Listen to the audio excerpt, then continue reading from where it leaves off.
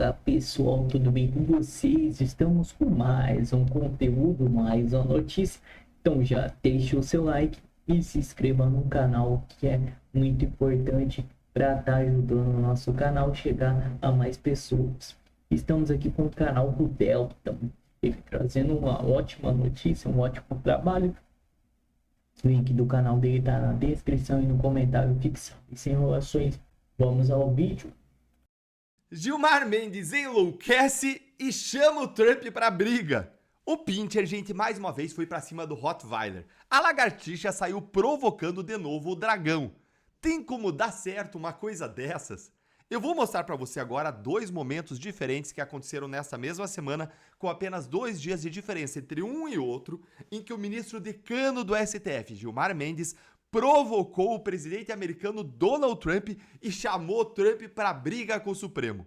Bota a camisa de forças do Gilmar e leva embora! Pelo visto, gente, eles querem realmente ver o porta-aviões do Trump chegar lá no Lago Paranoá de qualquer jeito. Eles não vão parar até isso acontecer. É surreal a arrogância desses ministros. Eles acham mesmo que eles vão ganhar dos Estados Unidos numa queda de braço? Olha só o que o ministro Gilmar Mendes ele postou em uma conta no X nesta semana, apenas 2 dias atrás. Olha aqui, ó. A soberania digital deve constituir prioridade estratégica imediata para o Brasil. Vivemos uma dependência crítica de infraestrutura digital controlada por empresas estrangeiras. A concentração desses serviços nas mãos de 4 Big Techs configura uma dependência tecnológica que transcende questões econômicas, criando riscos à segurança nacional através da exposição de dados estratégicos a jurisdições estrangeiras e a algoritmos opacos. Percebam aqui o que o ministro está dizendo. Ele está criticando aqui duramente a dependência brasileira da tecnologia e infraestrutura digital externa, ou seja, a nossa dependência das maiores empresas do mundo, em sua maioria americanas, dizendo que isso cria riscos para a segurança nacional. Por que o ministro está dizendo isso agora, hein? Por que trazer isso exatamente nesse momento, quando é assim há décadas e ninguém nunca reclamou? Porque a água bateu no pescoço dos ministros com as sanções americanas, especialmente aquelas da Lei Magnitsky contra o Moraes. A efetividade dessas sanções aqui no Brasil depende da interligação que existe entre o sistema financeiro brasileiro e aquele mundial, entre o sistema tecnológico brasileiro e o mundial. Por exemplo, gente, praticamente todos os grandes bancos, as grandes empresas brasileiras usam os serviços de computação de nuvem da Amazon. Usa por quê, Deltan? Porque é um serviço de excelência, de qualidade inquestionável, é rápido, é eficiente, é confiável, tem o melhor custo-benefício. Não é porque os bancos e as empresas brasileiras amam os Estados Unidos, não. É puro business. E mais, isso acontece porque nós não temos serviços nacionais que possam competir de igual para igual com essas gigantes, porque o Brasil não investe em ciência e tecnologia. Nós não temos os melhores cérebros aqui, não tem a melhor tecnologia aqui nacional. O Brasil não tem condições tributárias e de segurança jurídica adequadas para criar grandes empresas nessa área. É simplesmente isso. E isso deixa a gente, como o ministro Gilmar Mendes, agora vulnerável às sanções americanas.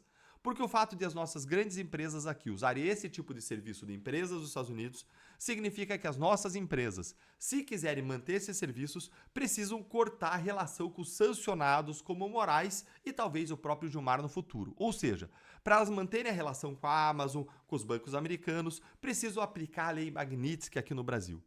E se não aplicar Magnitsky, perde esses serviços e não tem como funcionar. Os ministros perceberam isso e agora eles estão desesperados. E olha o que o Gilmar fala aqui embaixo, eu vou mostrar para você. E se eu tô te ajudando a entender o que está acontecendo, vai sentando o dedo aí no like. Olha aqui, ó.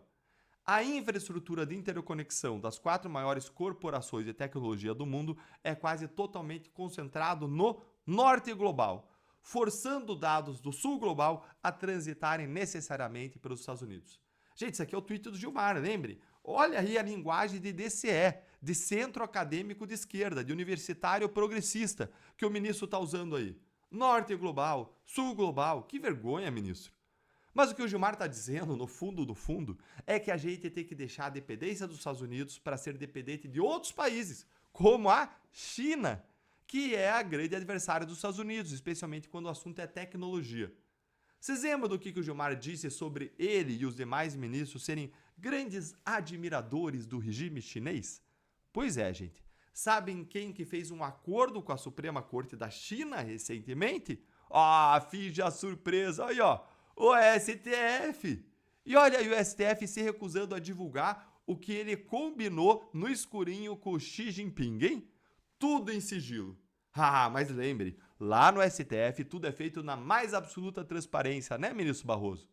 Gente, para além do absurdo de um ministro do STF estar publicamente defendendo uma política pública específica sobre infraestrutura, como se ele fosse um parlamentar, um presidente, tem um outro grande problema aqui: Donald Trump.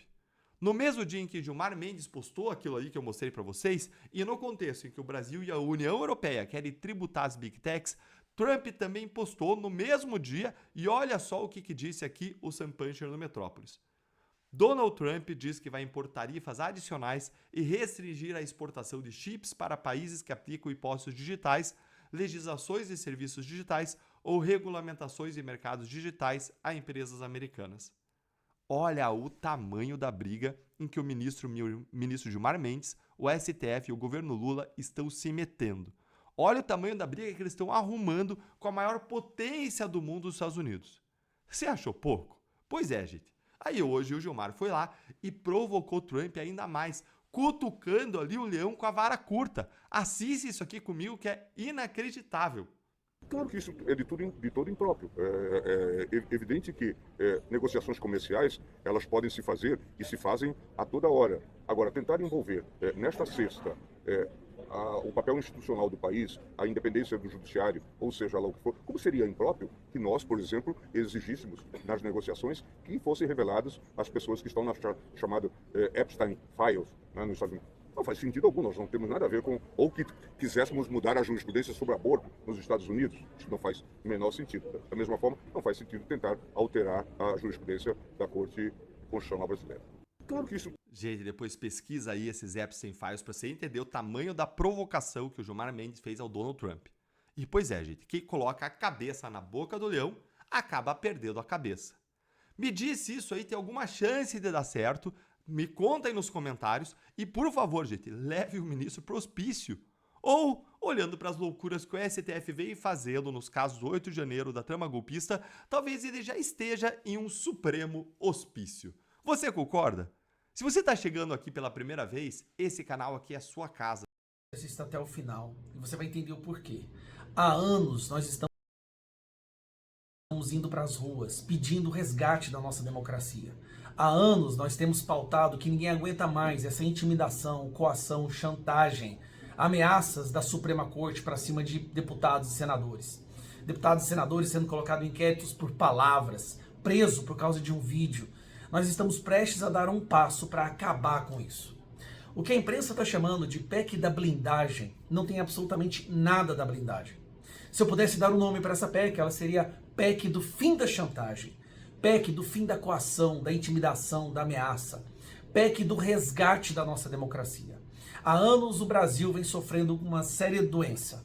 Os representantes eleitos não podem legislar, ou quando legislam, são ameaçados pela Suprema Corte Brasileira, que, lembre-se, é considerada hoje a maior ameaça à nossa democracia, de acordo com a última pesquisa. Nessa PEC, a PEC 3 de 2021, que, se Deus quiser, será pautada e aprovada na Câmara dos Deputados esta semana, é uma PEC que protege os deputados contra a chantagem, contra a intimidação, contra a coação, que nos permite ouvir o povo e transformar isso em leis. Respeitar a vontade popular. É algo que nós temos lutado há muitos e muitos anos. Vou dar um exemplo para vocês. Uma pergunta primeiro. Qual foi a última vez que o STF mandou prender alguém por corrupção? Ninguém se lembra? Qual foi a última vez que o STF mandou prender um deputado por palavras? Todo mundo se lembra. Qual foi a última vez que o STF mandou fazer uma busca e apreensão na casa de um parlamentar, senador ou deputado, por palavras? Ou mandou colocar tornozeleira eletrônica? Ou bloquear as contas bancárias por vídeos, por palavras? Isso vai acabar. Com essa PEC 3 de 2021, nós vamos resgatar as prerrogativas dos verdadeiros representantes eleitos, dos deputados, dos senadores. Veja, dos processos abertos hoje no STF, processos esses que são abertos para intimidar deputados, olha que loucura, 64% é contra deputados do PL. Se você for somar da direita, 85% é só contra deputados da direita. Quase todos os casos, eu abro aqui para você ver, quase todos os casos por palavras. Única e exclusivamente por palavras ou postagem nas redes sociais. Com essa PEC, a gente protege os deputados. Nós poderemos voltar finalmente a voltar a falar o que o nosso povo quer que seja falado, sem riscos de sermos perseguidos. Essa PEC precisa ser aprovada, aqui na Câmara dos Deputados e no Senado. A PEC não é da blindagem, é a PEC do fim da chantagem. O fim de abrir inquéritos e colocar deputados em inquéritos só para poder intimidá-los. O fim de, quando a gente quiser aprovar algum projeto de lei, receber ligação do STF dizendo que se aquela lei for aprovada, aquela pessoa vai ser presa ou vai receber busca e apreensão. Agora, a partir de agora, os processos dessa Suprema Corte, que não se esqueça, é a maior ameaça à nossa democracia de acordo com pesquisa. A partir de agora, precisará de aprovação no Congresso. Com essa PEC, caso como Daniel Silveira, nunca mais vai acontecer. Buscas e apreensão, derrubada de redes sociais, como eles querem tanto derrubar do Nicolas, a minha, não vão acontecer. Nós poderemos finalmente falar a voz que o povo quer, sem risco de sermos penalizados. Isso é um resgate da nossa democracia. É um passo gigantesco para devolver o equilíbrio entre os poderes. Por isso que a esquerda está tão fervorosa e com raiva dessa PEC. É por isso que a imprensa vai fazer de tudo para inventar que o nome dessa PEC é a PEC da blindagem. Não é. É a PEC do resgate da democracia. Melhor, é a PEC do fim da chantagem do STF. Se Deus quiser, com o trabalho que a gente está fazendo aqui, o texto está ficando muito bem construído. Tá? Parabéns ao presidente Hugo Mota por entender que não dá mais para continuar do jeito que as coisas estavam. Que a população já não via mais credibilidade no Congresso. Porque olhava para o Congresso e via um monte de pessoas covardes que cediam à pressão do STF. Pois agora nós vamos retirar essa pressão. Pode ter certeza que não vai ter pressão mais quando a gente quiser aprovar, por exemplo, o voto impresso auditável. Não vai ter mais pressão quando a gente quiser aprovar, por exemplo, a anistia. E várias outras pautas que o povo tanto quer que seja aprovada, mas não é. Porque quando ela começa a ser pautada, lá vem as ligações de ameaça, intimidação, inquéritos, busca e apreensão, derrubadas de perfis, tudo mais que eles costumam fazer. Eu estou muito otimista.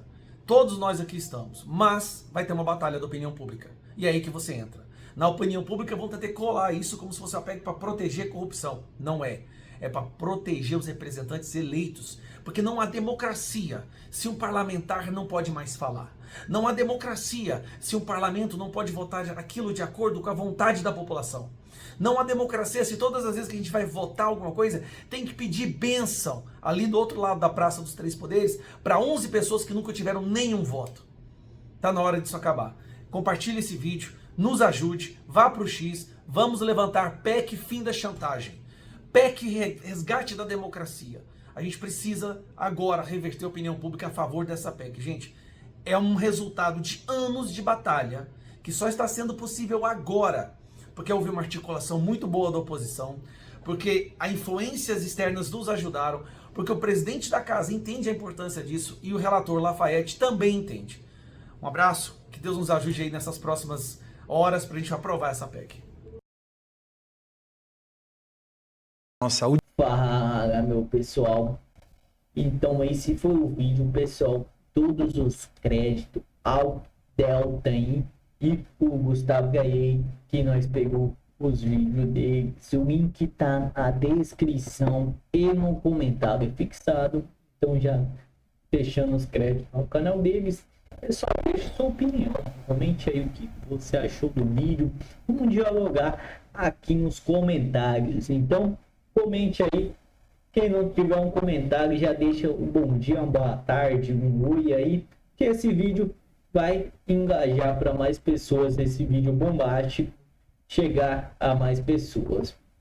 E não se esqueçam de se inscrever e ativar o sininho de notificações para estar recebendo todos os nossos vídeos aí. O like também é muito importante. Estamos aqui no Conexão Política. Ação global. Amazon, Google, Microsoft, Visa, Marte, Dell e Intel e outros conselhos com 81 gigantes da tecnologia envia carta a Donald Trump Contra o STF e o governo Lula, Big Techs pede intervenção internacional contra as regras brasileiras que trataram da internet, inteligências artificiais, taxação digital. 81 gigantes contra o Lula e o STF, e acusando o STF e o Lula de taxação inteligência artificial, prejudicando as empresas de lá. E fora a censura que o STF está fazendo com essas empresas. E muitas multas aí estão acontecendo, não sei porque ninguém fica sabendo, mas está acontecendo, não sei porquê, né? Claro, os jornalistas da esquerda aí não publicam o que acontece realmente e estão acusando Bolsonaro, Eduardo Bolsonaro, por ser taxados por aí cair a magnífica em Moraes, mas a realidade é outra, completamente outra. Nós sabemos que o STF, principalmente o Moraes, está sancionando as empresas nos Estados Unidos e sancionando pessoas, pedindo sanções de pessoas em 48 horas com prazo. Isso não existe em outro país. E também multas em cima de multa em cima das empresas, eles sancionando os Estados Unidos, as empresas dos Estados Unidos com multas aí por não obedecer ordens. O Moraes, as empresas dos Estados Unidos não estão obedecendo ordens de Moraes para censurar aí e estão caindo em multas em cima de multas, igual aconteceu com o X aqui, né, pessoal, que o Elon Musk tomou aí essas multas aí. O Moraes aí ainda foi puxar outra empresa nada a ver do Elon Musk para trazer as multas aí, a Starlink, né, deu a multa aí para Starlink, para o Elon Musk aí, que não tinha nada a ver. O X foi para Starlink, o X ele nada a ver, obriga no X, sabe o que acontecendo, ele puxou para Starlink. Que viagem foi aquela, né? Mas aí trazendo a área da ditadura, se for contar no dedo, já passou, e é muito tempo, não foi nem um ano de ditadura. O Brasil já tem aí uns 7 anos de ditadura. Ditadura não, 7 anos não. Moraes aí tentou derrubar Bolsonaro, não conseguiu. E como caiu, veio a ditadura de uma vez só, né? Trouxe um preso aí, que é o presidente hoje, tirou ele da cadeia para a presidência. Então, pessoal, deixa o seu like, se inscreve no canal e ativa o sininho de notificações para estar recebendo todos os nossos vídeos.